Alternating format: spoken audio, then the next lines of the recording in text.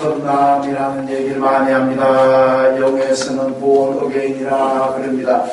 다시 태어난다 그런 의미죠. 어떻게 다시 태어나느냐? 성령에 의해서 다시 태어나는 것을 말씀합니다.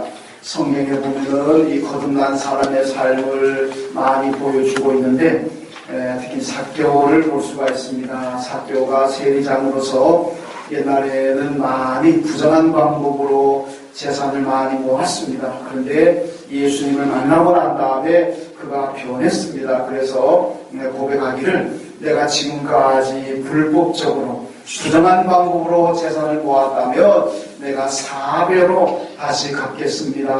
되돌려 주겠습니다. 그렇게 얘기합니다.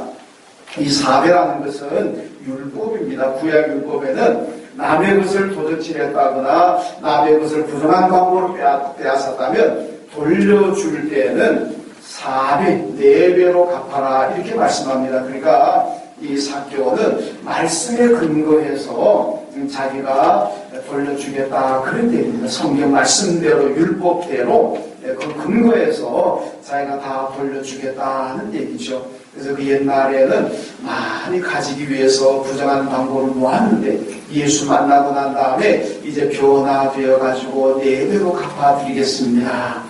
이게 바로 거듭난 자의 삶이라는 겁니다. 우리가 예수 믿고 거듭났다면은 우리의 삶이, 우리의 행동이 변화되어야 된다는 말씀입니다. 오늘 본문에 보면 이 거듭남이라는 것을 주제로 해서 예수님과 니고데모와의 관계, 대화의 장면을 지금 소개하고 있습니다. 니고데모를 유대인의 지도자라 그렇게 본문이 소개합니다. 그러니까 유대인 가운데 고관이었다. 상당히 높은 고위직에 있었던 사람인데 이 사람이 밤에 예수님을 찾아와 가지고 예수님과 만납니다. 그리고 대화합니다. 그 대화의 주제가 뭐냐? 거듭남이라는 겁니다. 거듭남에 대해서 지금 두 분이 서로 얘기하는 장면이 나옵니다. 니고데모가 예수님께 말합니다. 당신의 기적을 행하고 당신의 능력을 보니까 당신은 분명히 하나님의 능력을 입은 사람입니다. 선지자인 줄로 내가 믿습니다. 하나님의 능력이 아니라면 당신은 그런 기적을 행할 수가 없습니다. 당신의 그 능력과 기적을 행하는 것을 보니까 분명히 하나님께로부터 오신 분인 줄로 내가 압니다. 그렇게 대답하고 그렇게 말합니다. 그러니까 예수님께서 하신 말씀이 사람이 거듭나지 아니하면 하나님의 나라를 볼 수가 없다. 한문에서 동문서답이라 그러죠. 요즘 아이들 말로 생뚱맞다 그러나요? 하여튼 어떻게 보면은 니고데모와 전혀 맞지 않는 대답을 지금 하고 있습니다. 예수님은 사람이 거듭나야만 하나님의 나라에 들어간다. 그렇게 말씀을 하고 있습니다. 여러분, 예수님께서 지금 말씀하시는 것은 니고데모가 예수님에 대해서 알고 있습니다. 그분이 능력이 있는데 그 능력이 하나님께로부터 왔다는 걸 알고 있습니다. 예수님의 말씀은 너가 지금 아는 것으로 끝나면 안 된다. 아는 것으로 끝나가지고 무슨 의미가 있느냐? 아는 것으로 끝나지 말고 성령으로 거듭나서 내 생활이 믿음의 삶으로 바뀌어져야 된다. 그래야 내가 구원을 받고 하나님의 나라에 들어갈 수가 있다는 것을 말씀하고 있습니다. 여러분, 그러니까 니고데모가 또 묻습니다. 그러면 사람이 거듭나야 된다 그러는데 그런 사람이 나이 많아 늙은데 어떻게 거듭납니까? 다시 어머니 뱃속에 들어갔다 나오는 겁니까? 아주 아이적인 어린아이적인 지금 질문을 하고 있습니다. 그때 예수님께서 물과 성령으로 거듭나야 된다. 어머니 뱃속에 다시 들어갔다 나오는 것이 아니고 물과 성령으로 거듭나야 하나님 나라에 들어간다. 또 이렇게 말씀합니다.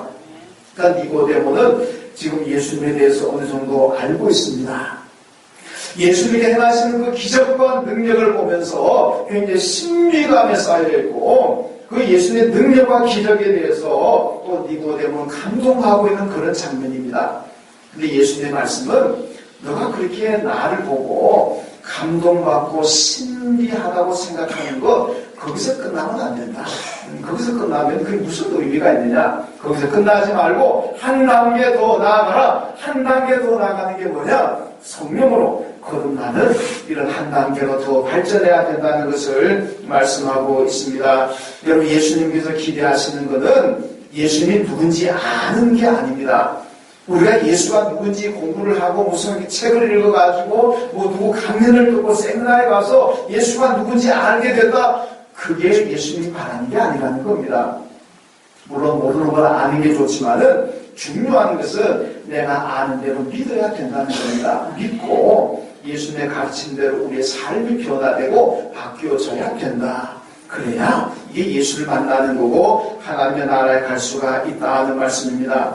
오늘 예수님께서 물과 성령으로 나야 된다는 얘기인데, 여러분 물과 성령이라는 것은 두 가지 물 세례와 성령 세례를 의미합니다. 자, 물 세례는 뭐고 성령 세례는 뭐냐?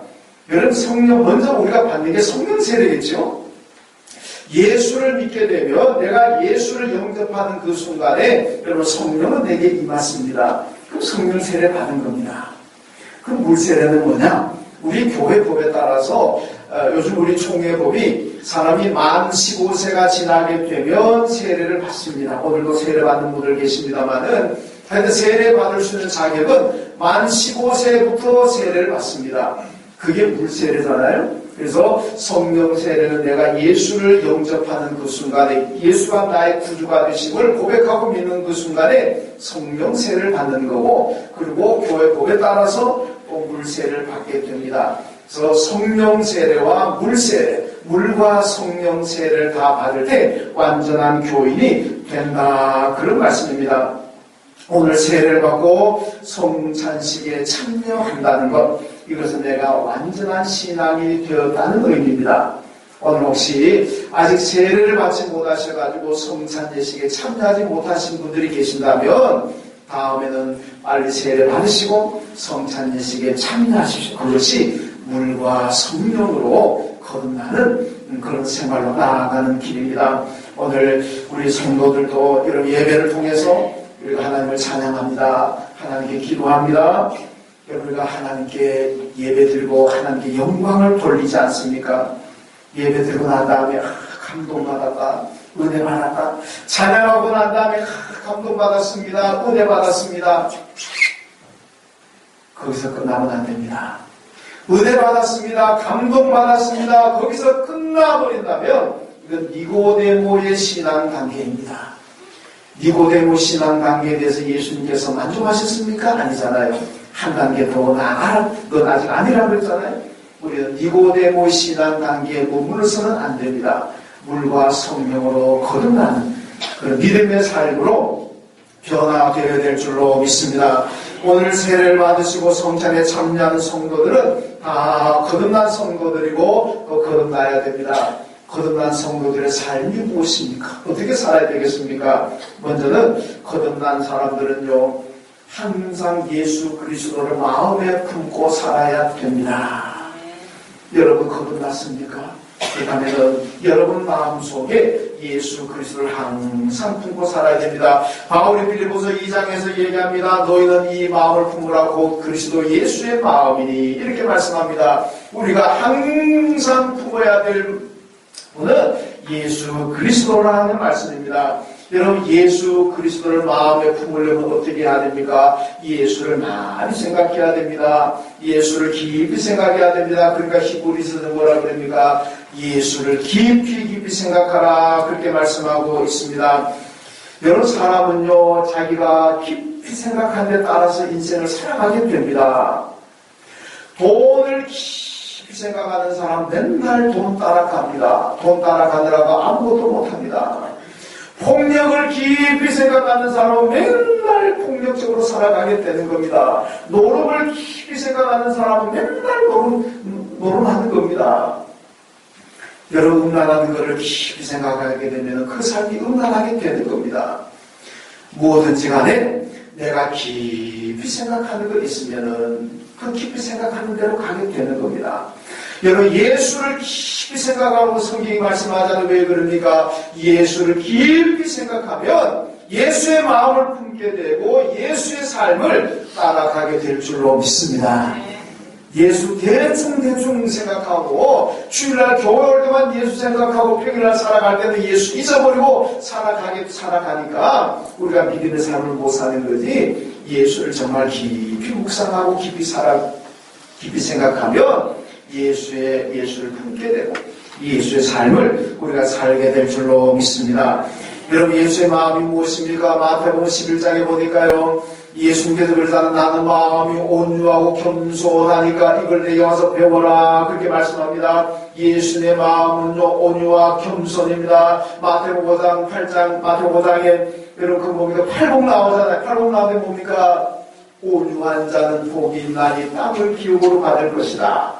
온유한 사람은, 예수의 마음처럼 온유함을 가진 사람은 땅을 기업으로 받는다 그랬습니다. 잠언 22장 4절 말씀 보니까 겸손과 여호와를 경외함의 보상은 재물과 영광과 생명이라 그렇게 말씀합니다.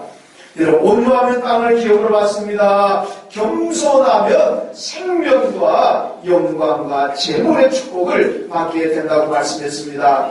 여러분, 예수의 마음을 가지면은요, 우리가 주님의 축복을 받게 되고 땅의 복을 받게 된다는 말씀입니다. 여러분, 거듭나서 예수의 마음을 가지십시오. 그러면 우리가 영적으로도 복을 받게 될 것이고 이 땅에 살 때도 복을 받게 될 줄로 믿습니다.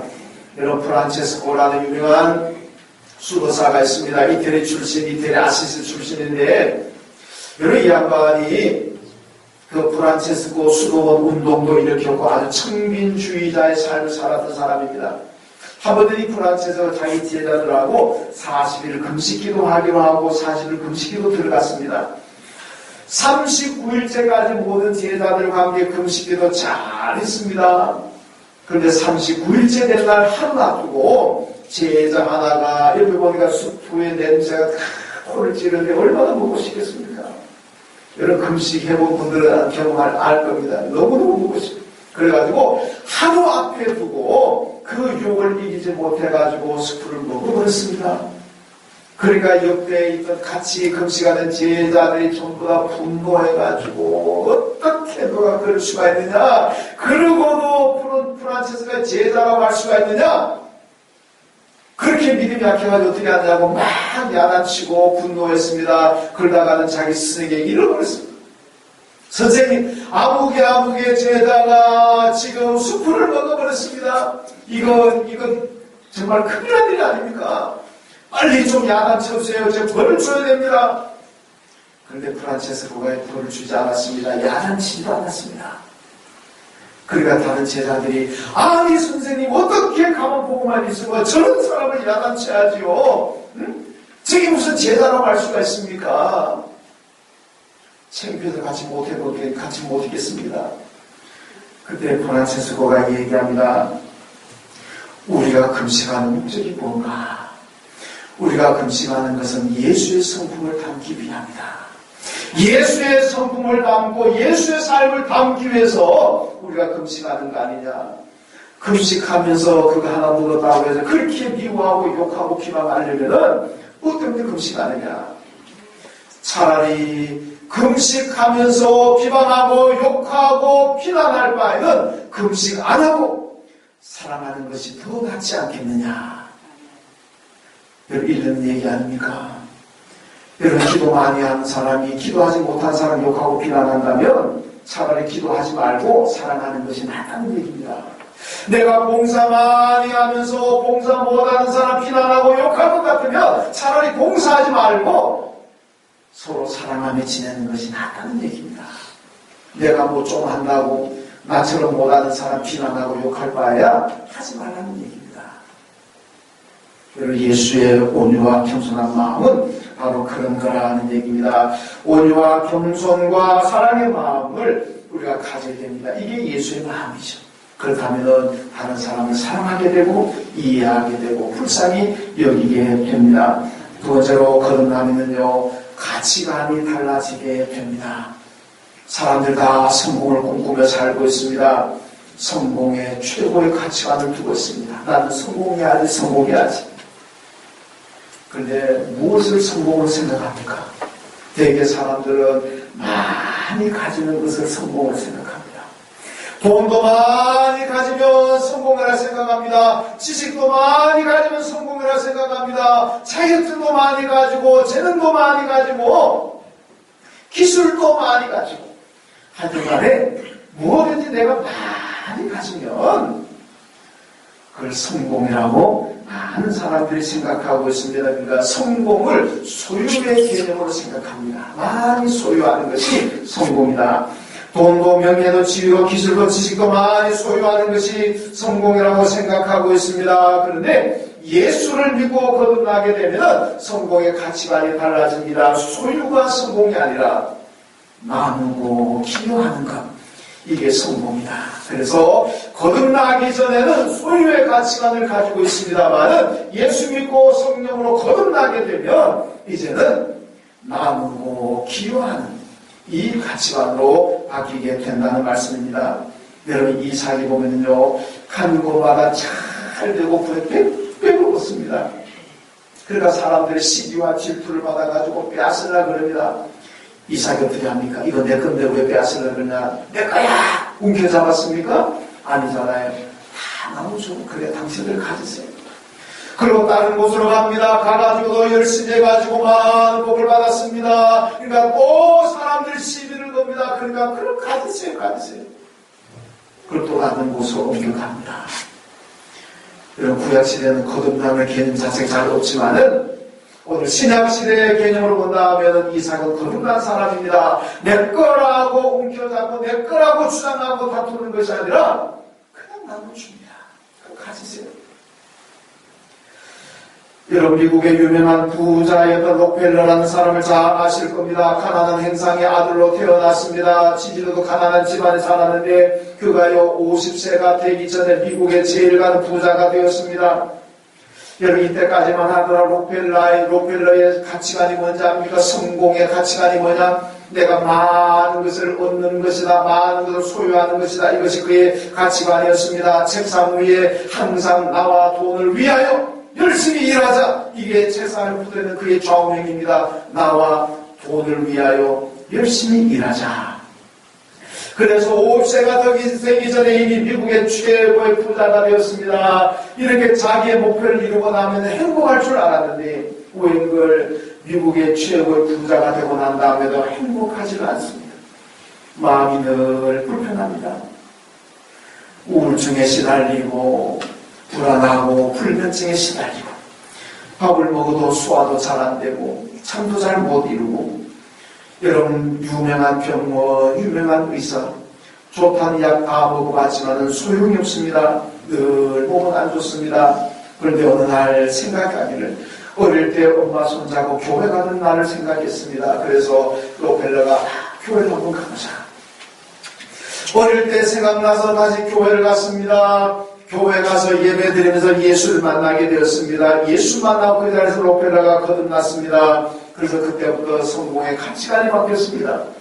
지금까지 내가 많은 것을 소유하는 것이 성공으로 생각했는데 이제는 그게 아니라 성공이라는 것은 나누어 주고 베풀고 기여하는 것이다. 이 성공의 가치관으로 바뀌었습니다. 그래가지고 천문학적인 돈을 들여서 교회를 세우고 대학을 세우고 기부했습니다. 그러고 난 다음에 록펠러가 몸도 건강해지고 사람들에게 존경받는 인물이 되었다. 세계적인 존경받는 인물 아니겠습니까? 여러분 소유의 가치관, 많이 소유하는 것을 성공으로 알았을 때는 모든 것이 불편했지만은 나누고 기여하는 것이 성공이라고 생각하고 베푸니까 나누니까 진정으로 행복이 있었고 평안이 있었다. 이게 바로 거듭난 자의 삶인 줄로 믿습니다. 이런 부자 청년이 예수님께 왔습니다. 어떻게 하면 영생을 얻습니까? 예수님 말씀하잖아요. 네가 가지고 있는 거 너 부자 아니냐? 가지고 있는 거 팔아가지고 가난한 사람들에게 나눠주라. 그리고 나를 쫓으라. 그런데 이 부자 청년이 순종을 못하고 돌아갑니다. 왜 그렇습니까? 이 부자 청년은요 많이 가지는 것을 성공으로 생각합니다. 그러니까 못 주는 거예요. 내가 성공했는데 만약에 부자 청년이 많이 가지는 소유의 성공의 가치를 두는 것이 아니라 여러분 나누고 기여하는 것에 성공의 가치를 두었다면 그는 다 나눠줄 수가 있었을 겁니다. 그랬더라면 여러분 영생을 얻었을 겁니다. 그런데 그의 소유의 가치관이 바뀌지 않았기 때문에 예수 앞에 나왔으면서도 영생 얻는 데는 실패하고 말았습니다. 누가복음 12장 15절에 예수님 말씀하십니다. 사람의 생명은 소유의 넉넉함에 있지 않다. 사람의 생명은 소유의 넉넉함에 있지 않습니다. 여러분, 소유하는 데 생명 걸지 마십시오. 많은 것을 가져야 된다. 많은 것을 얻고 누려야 된다. 여기에 생명 걸지 마십시오. 주님을 위하고 교회를 위하고 이웃을 위해서 나누어주고 기여하는데 여러분, 거기에 생명을 거십시오. 그게 축복 얻는 길인 줄로 믿습니다. 요즘 사회적으로 재능 기부 운동이라는 거 많이 하잖아요. 자기가 가진 재능을 썩혀두고 묻어두지 않고 다른 사람에게 나눠주자. 이런 재능 기부 운동을 사회적으로 많이 하고 있습니다. 여러분이 가진 재능 하나님께서 주신 줄로 믿습니다. 하나님이 주신 재능 여러분 어떻게 하고 있습니까?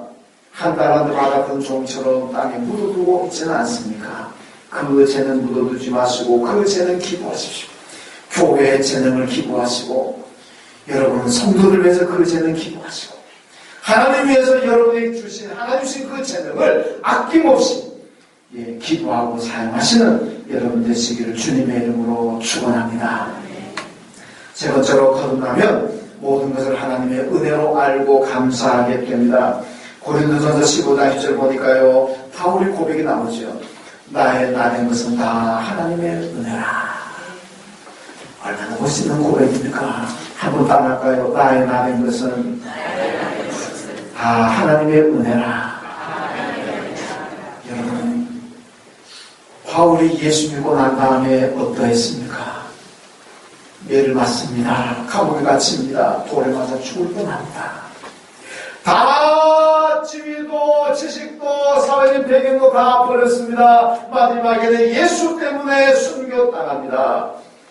여러분, 우리는 믿음의 눈으로 보니까 바울을 위대한 사람이다. 바울이 정말 복받은 사람이다. 복받은 사람이다 얘기하지만은 세상 사람들 불신자들 볼 때는 바울은 예수 믿고 철저한 사람입니다. 세상에 예수 믿고 어떻게 저렇게 망할 수가 있느냐. 예수 믿고 저렇게 될 것 같으면 뭔데 예수 믿느냐. 여러분, 불신의 눈으로 보게 되면 바울은 예수 믿고 복받은 사람이 아니라 예수 믿고 쫄딱하겠습니다. 그렇잖아요. 맨날 가면 얻어터리고 돌에 맞아 죽을 뻔하고 감옥에 갇히고 비난받고 욕먹고 도망다녀야 되고. 바울이 어떤 사람입니까? 당대 최고의 학문을 한 사람입니다. 로마 시민권을 가지고 있는 최고의 지위에 있는 사람입니다. 이스라엘의 가장 명문가 출신입니다. 얼마나 똑똑한 사람입니까? 예수 믿지 않았다면 그는요, 이 세상에서 탄탄대로 걸어가는 엘리트 계층이었습니다. 이스라엘의 리더입니다. 그런데 예수 믿고 얼마나 고난받고 얼마나 여러 박해를 받으며 살았습니까? 그가 예수 믿지 않았다면 정말로 잘 살았던 사람인데, 그런데 바울의 고백이 뭡니까? 그것조차도 다 하나님의 은혜입니다. 여러분, 매 맞는 것도 하나님의 은혜, 먹을 것 없어가지고 굶주리며 지나는 것도 하나님의 은혜입니다. 그는요, 다 하나님의 은혜라고 고백하고 있습니다. 얼마나 대단한 고백입니까? 여러분, 거듭난 성도들은요, 실패하는 것도 하나님의 은혜입니다. 성공하는 것도 하나님의 은혜입니다. 건강한 것도 하나님의 은혜입니다. 병든 것도 하나님의 은혜입니다. 다 하나님의 은혜입니다. 거듭난 성도인 줄로 믿습니다. 거듭나지 않으면요, 돈 많이 생기면 하나님의 은혜입니다. 돈 나가게 되면은 아이고, 나는 복도 못 받는구나. 거듭나지 않으면요, 건강할 때는 하나님의 은혜입니다. 그랬다가 몸 아프면은 아이고, 하나님의 은혜도 받지 못하는구나. 나는 하나님께 벌 받는구나. 거듭나지 못하면요, 좋은 형편되면 하나님의 은혜라 생각하고, 뭔가 좀 안 좋으면은 하나님 날 버리셨다 그러고 불평하고 그러는 겁니다. 은혜 받고 거듭나게 되면은 바울처럼요, 아파도 하나님의 은혜, 건강해도 하나님의 은혜, 먹어도 하나님의 은혜, 못 먹어도 하나님의 은혜, 맞아도 하나님의 은혜, 안 맞아도 하나님의 은혜, 다 하나님의 은혜로 고백하게 될 줄로 믿습니다. 여러분, 거듭난 성도 되십시오. 다윗 시대 다윗이요, 예루살렘 성전 건축 헌금을 드립니다. 야, 백성들이요, 얼마나 헌금을 많이 하는지 다윗이 그만해라. 그때 백성들이 고백하는 것이 무엇입니까? 이것 전부 하나님께서 내게 주신 것입니다. 내 거 아닙니다. 하나님께서 내게 주신 것인데 그 중에 얼마를 내가 하나님께 드리는 것뿐입니다. 전부 하나님께서 주셨습니다. 얼마나 아름다운 고백입니까? 이게 거듭난 자의 고백 아닙니까? 요즘 새벽기도 말라기 하고 있습니다. 말라기 한데요. 말라기에서 여러분 말할 말씀이 뭔지 압니까? 백성들이 하나님께 와가 드리는 이제 재물이요 전부 다 병들고 흠이고 빛에 말랐는 거, 시장에 갖다 내 팔아도 누가 사가지도 않는 거, 그런 거 가지고 와서 하나님 앞에 재물로 드립니다. 하나님이 얼마나 열받아가지고 당장 때려치고 가져가라 그럽니다. 그런 재물 가지고 올려도 오지도 말아라. 하나님 열받습니다. 여러분 왜 그런 걸 가지고 옵니까? 내 거라고 생각하니까. 이거 내 거라고 생각하니까 하나님께 드리려면 아까운 겁니다. 그러니까 병들고 말랐고 사람들 거들떠 보지도 않는 거 그걸 가지고 오는 거예요. 이건 거듭나지 못한 사람입니다. 거듭난 사람은 다 하나님의 것으로 생각하고 최고의 것을 하나님께 드립니다. 거듭나지 못하면은 쓰다 남은 것 갖다 드리고 모자라면 안 드리고 이상한 것 갖다 드리고 병들고 빚적 말라는 거 그런 거 가지고 하나님께 드리는 겁니다. 왜? 내 거라고 생각하니까 아까워요. 여러분 성도들도요, 하나님의 은혜를 알면 시간도 재는 거 물질도 최고의 것으로 하나님께 드립니다. 그런데 거듭나지 못하면 그냥 흉내만 냅니다. 예배도 드린 흉내만 내고 봉사도 흉내만 내고 헌금도 흉내만 내고 그러나 거듭나게 되면 내 가장 좋은 것으로 하나님께 드리게 될 줄로 믿습니다. 은혜를 알면 하나님께 감사하지만은요, 은혜를 알지 못하면 하나님께 늘 불평하게 됩니다. 여러분 거듭난 사람만이 하나님의 은혜로 알고 감사하며 살게 되어 있습니다. 오늘 세례를 받고 성찬에 참여하는 것도 하나님의 은혜로 하나님의 복인 줄로 믿습니다. 여러분 세례를 받음으로써 내 죄가 씻어졌습니다. 얼마나 감사합니까? 성찬 예식에 참여한 주님과 하나 됩니다. 그 거룩하신 하나님, 그 거룩한 주님과 내가 하나가 된다는 거 얼마나 감사한 일이겠습니까? 오늘 세례받고 성찬 참여하신 여러분들 예수님을 마음에 품고 사시고 그리고 여러분의 가치관을 바꾸십시오. 소유의 가치관을 버리시고 나누고 기여하는 가치관을 바꾸시고 그리고 내 모든 것이 하나님의 은혜로 알고 여러분 감사하며 사실 주님의 이름으로 축원합니다. 기도하겠습니다. 하나님 감사합니다. 오늘 니고데모 예수님과의 만남의 장면을 봅니다. 주님 말씀하신 대로 우리가 성령으로 거듭나라고 말씀했습니다. 우리 모두가 거듭난 성도의 삶을 살게 하여 주옵소서. 거듭나지 못해서 불평하고 원망하고 다 내 것이라고 생각하는 이 소유욕을 버리게 하여 주시고 다 주님께서 내게 주신 은혜로 알고 감사하며 살아가는 저희를 되게 하여 주옵소서. 예수님의 이름으로 기도하옵나이다. 아멘.